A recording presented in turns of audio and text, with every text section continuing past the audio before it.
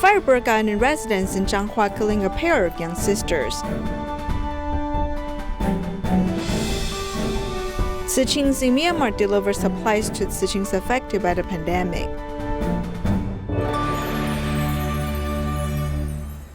Welcome to the headlines. I'm Siri Su. Thank you for joining us. A fire broke out in a residence in early Zhanghua. At that time, a pair of young sisters were sleeping in the room and their parents were out for work.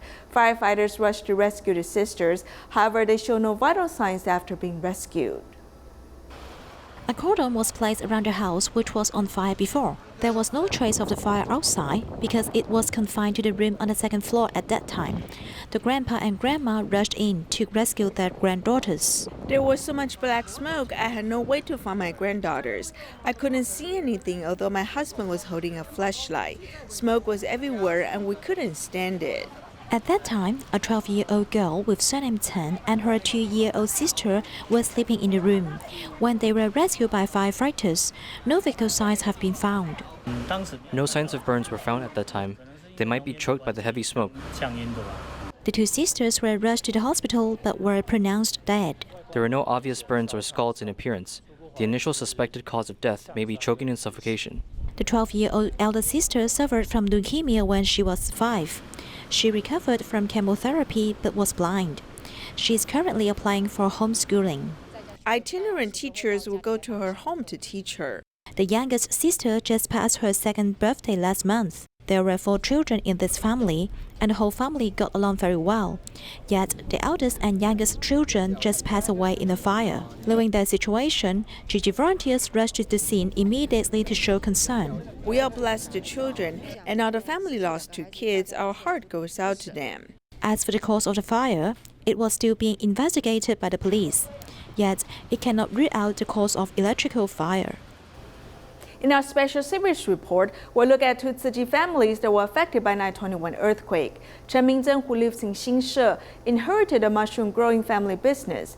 After 9/21 earthquake, she and her family have been certified Tzu Chi volunteers. Meanwhile, another Tzu Chi volunteer, Chen Zhanghua, dedicated himself to earthquake relief work. In recent years, he and his family have been working at Tzu Chi's tea garden in Sanyi.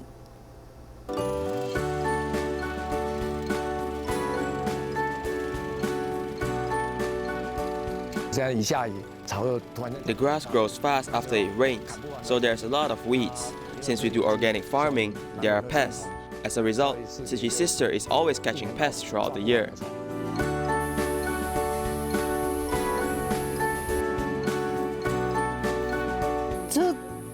If the pests eat the tea leaves, it won't photosynthesize and the tea tree will die.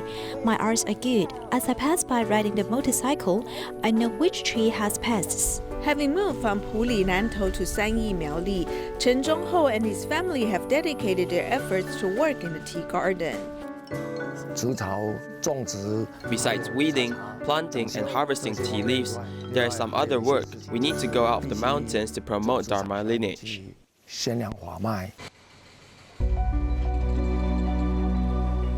21 years ago, Chen's house collapsed during the 9/21 earthquake.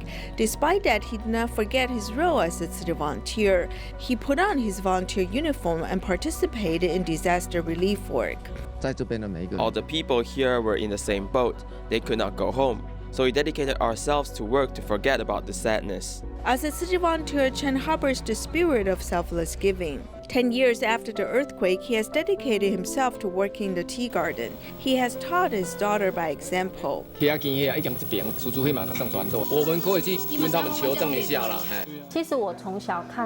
I've watched them carry out Tzu Chi's work since I was little. So, since I was young, my thoughts are more positive. As a result, when her parents got older and there's a need for helpers at the tea garden, Chen Huijue quit her job as a cram school teacher and went to the mountains with her husband to share her parents' workload. Chen Zhonghua's son-in-law Zhang Zhaoming also quit his high-paying job at a bank to help out the tea garden, facing an unfamiliar professional field. When I first came here, the tea garden was not like this. It was like a pasture, and you could not see the tea trees.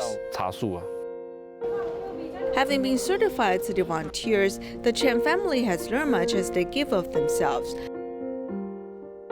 From Puli to Sanyi, and from the disaster area to Tea Garden, Chen Zhonghua and his family have settled down here and cultivated diligently. Meanwhile, in Xingshe, Taichung, the famous mushroom growing place, Wang Yuyang is the second generation of his family business. Working with the employees and familiar with the workflow, Wang Yuyang does not see himself as only a manager. I do not want people to feel that since I'm the employer's son, I do not have to do the work myself. Wang's family is affected resident through the 9/21 earthquake. His mother has participated in Tzu Chi activities before the earthquake. After the earthquake, his parents became certified as Tzu Chi volunteers. My immediate thought was that life is so impermanent. We should hurry up and seize the opportunities to do things.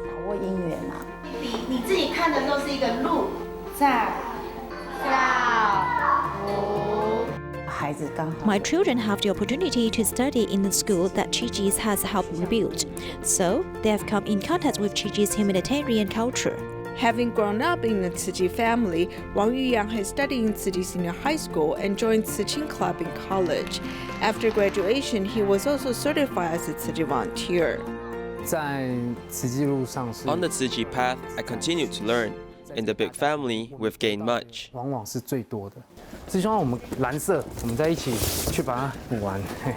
Despite his busy work, he still volunteers at Taichung Tzu Chi Hospital regularly. When seeing so many people suffering from pain or illnesses, we'll learn to be grateful that we have healthy bodies.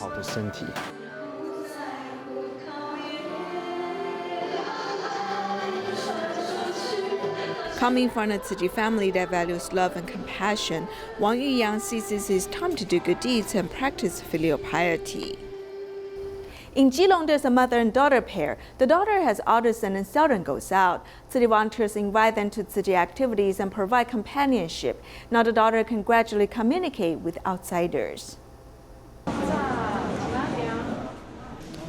At the monthly distribution at Keelung Jingsi Hall, Tzu Chi volunteers gather with care recipients.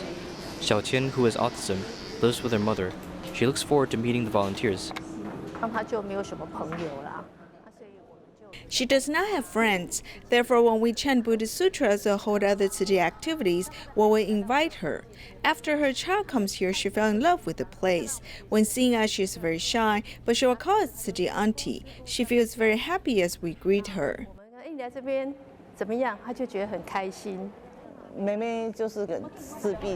My daughter suffers from autism. She has never contacted people and she cannot greet people. She has been coming here for 3 to 4 years and she's changing gradually.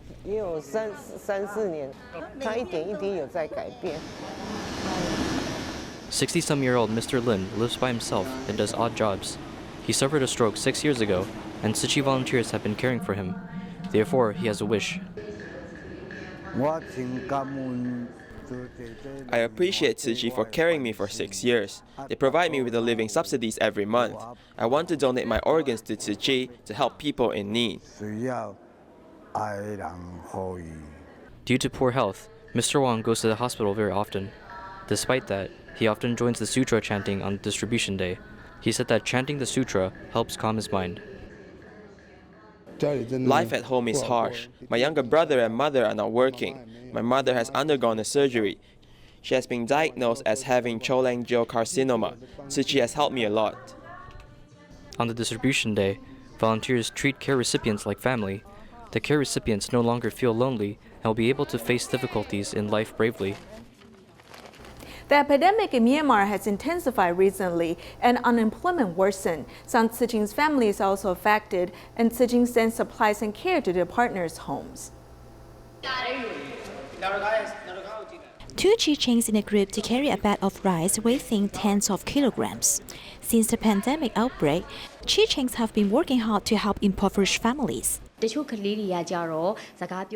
Some Tzu Chis have good communication skills, while some help with recording. Each child has his own interests. These specialties are very helpful to us and can support our other volunteers. These Tzu Chis are willing to be the support of others, even though they have their own sufferings in their respective families. Himotakel's parents divorced when she was young, and she was raised by her uncle. My uncle is a driver. Because of the epidemic, it's impossible to have customers. So our daily life is quite difficult. Yet we don't have other income in the family. We only rely on my uncle's salary to make a living. As the income was greatly reduced, their life suddenly fell into trouble. This time, the Tzu Chis decided to send love to their partners' homes. I'm very happy that Tzu Chi is here to help. We can cook kanji with the rice. Walking through the narrow path, this is the only way to the home of another Tzu Chi, Mopapa. There are 3 people in my family. We rely on selling beans to make a living. Usually we can earn about $6 a day. But now, because of the epidemic, the business becomes worse and our income is much less. Here are some peas, onions, and other foods. You don't have to go outside to buy it during the epidemic, so you can stay at home with peace of mind. If you have any difficulties, you're welcome to tell Tzu Chi volunteers. No matter how hard life is, the Tzu Chi family will be the strongest support. It will always be sunny after the storm. In Tenatan, Sabah, Malaysia, the local recycling station is just a small shade right beside the road. A Tzu Chi volunteer has been collecting recyclables in the town for over 10 years.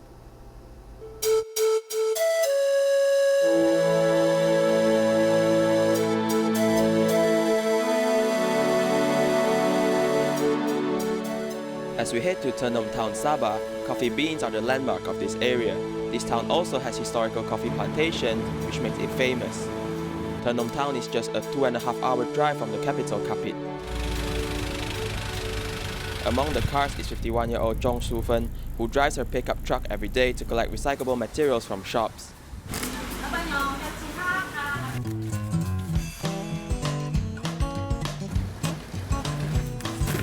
Carrying and loading all the cartons onto a car is her daily routine. If someone calls and I agree to collect it, then I will head over to collect it one time. Supermarket 那边还有几批哦。很勤劳的阿芬啊。Afen is very hardworking. She always comes to collect these cartons. Sometimes she even comes twice to collect. Under the hot sun, she's already covered with sweat, yet she's determined to fill up the car with recyclables. 不满了要排一下，要整齐一下，整理一下才可以。刚好是多的。不会累吗？还可以啦，习惯了。我跟他讲，这些东西用。 I told the shop owners that all these materials are sorted and sold for charity. The money will then be used to help the poor. After reaching home, she still has to arrange and stack up the cartons collected. She has been doing this for more than 10 years and has always been the same. 这个是晒烟的，这个是在那个 supermarket 的。 She has been contributing silently. She has a pure and broad heart and does not complain. She just continues doing recycling. Her action of doing recycling has made her famous locally. Even the local dialysis center also assists her in collecting recyclables, supporting environmental protection together. 这个store房来放那种。 This is the storeroom where they keep all the medicine needed by dialysis patients. They will collect and sort all the waste papers and cartons here. The more the merrier when doing good deeds. In Ternum's recycling station, there's a group of housewives who does recycling with Zhong Shu-fen. Besides sorting recyclables herself, Chong and Choi also brings her family to join in with her. I told my son to keep all cartons, bottles, and aluminum cans in his shop. When business is good in my shop, I can collect one whole bag of aluminum cans and bring it here to the recycling station. The papers must be sorted and stacked properly, so when a recycler comes, they can collect it easier. I don't like messy things. I'm also worried if the papers get soaked, then they cannot be sold. Using resources to its full potential, this group of women practice recycling as they protect the earth and help those in need. In Malaysia, 67-year-old Tong King Ha is passionate about planting. She has turned her front yard into a vegetable farm.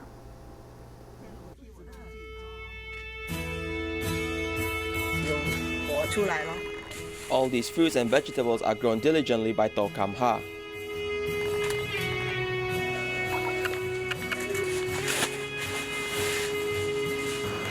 I I can stay here for 5 to 6 hours a day. The more I do, the happier I become. It has been like this every day. 67-year-old To Kam Ha is passionate about planting. She has grown lots of different plants in her farm. I removed the bottom part of this container to become a flower pot. I also used the rope that I took from school and tied it up there. The plants will then grow upwards around it. In the past, she used chemical fertilizers and pesticides. After doing recycling, she has learned how to protect the earth.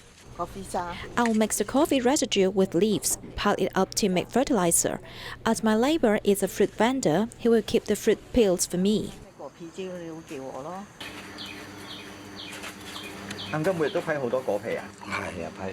I cut a lot of peels every day. It has been over 20 years and all the plants have grown very well. I also collect some peels from other places. I'm very excited to know what these peels still have so many usage. Turning useless things into useful items, after harvesting the fruits and vegetables, To Kam Ha will share them with her colleagues. They don't really like to eat vegetarian meals. However, they like to eat vegetables she plants. Also, she will give us bananas she harvests, and her papaya is also very sweet and delicious. Loving Mother Earth, To Kam Ha also sees the monthly recycling day to protect our earth. Before learning about recycling, I would just throw everything in a garbage truck. But since I learned about doing recycling, I started to sort recyclables at home. Both environmental protection and farming takes time and practice to see its results. It is hoped that more people can love and protect our planet, our home, our earth. Malaysia imports a lot of items from around the world. Some containers are being used to hide reusable materials, but are being banned from the country. In early 2020, Malaysia returned 150 containers of plastic waste to developed countries.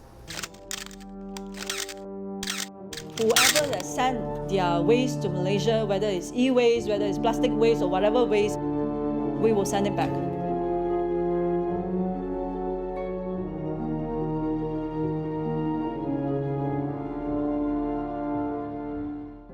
You do this not because of financial interest or because you want to make money or other self-interest. You really do this for the good of the country, but some people still scold you, but at least you still have a clear conscience. With a clear conscience, after Yo Bing took office in 2018, in the face of pressure from all sides, she firmly chose a difficult road.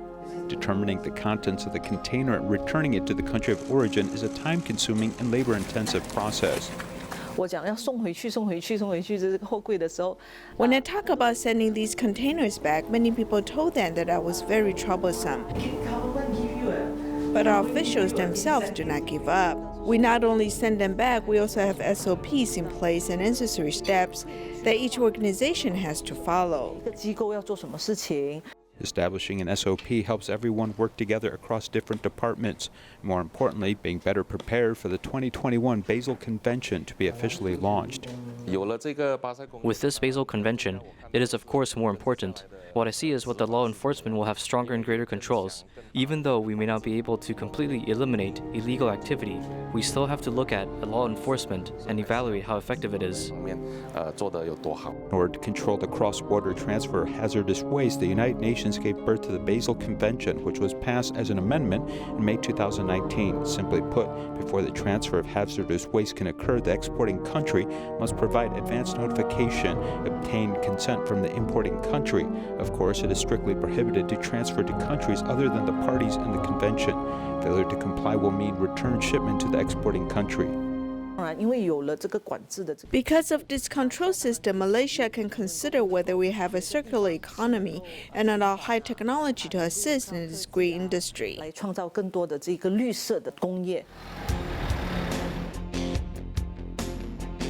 Recyclable reused materials are very popular around the world. Data from 2017 to 2019 shows electronic components are tops amongst Malaysia's import and export products in the past 3 years.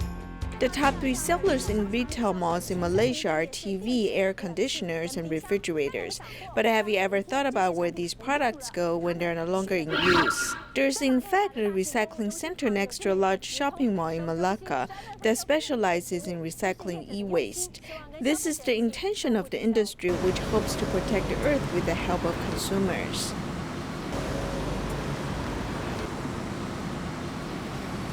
Fearing that these economically profitable resources will become rubbish, next to the shopping mall is a lane that leads directly to the recycling center, encouraging people to bring unused electrical appliances.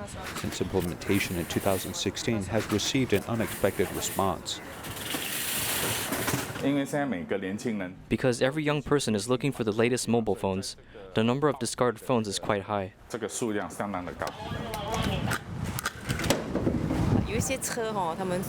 There are some recycling vehicles that go to our residential areas to collect them, but we're not at home or are at work when these trucks come, so we don't meet them. So I think this is good as there's place for direct express drop-off.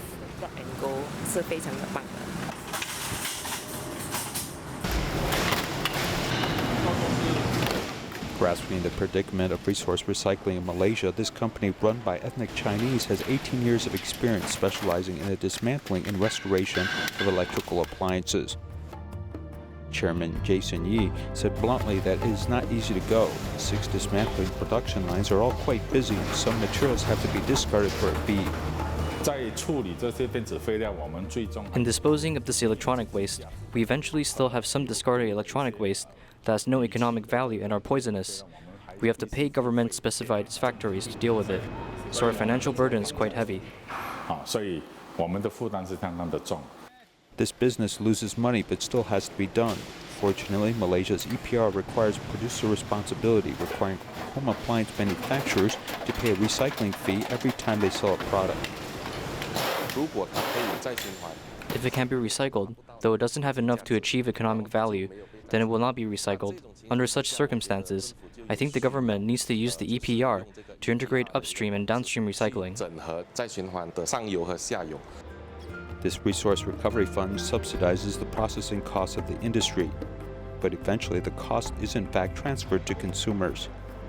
I think it will increase prices. If the government wants to subsidize it, it may be reflected in taxes. If the manufacturer has to pay, they will also add it to their cost. While the government is struggling to promote recycling, many of these domestic recycling companies have to look to their border to achieve enough e-waste to be recycled. One day, in addition to processing domestic electronic waste, if our factory has achieved a certain level of processing, I hope that the government will allow us to deal with overseas electronic waste.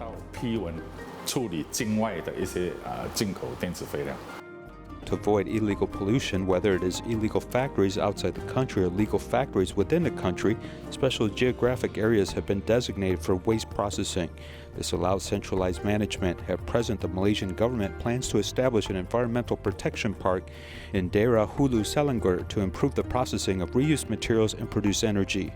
Daerah Hulu Selangor is a very sensitive area because northern Selangor is the source of our drinking water, which comes from Hulu Selangor. So we must ensure that such development will not affect this catchment area. There are not easy choices, as the health benefit of people can be affected when the source of their drinking water is cut off. And is the industrial economy really that important, or is the environment a greater concern?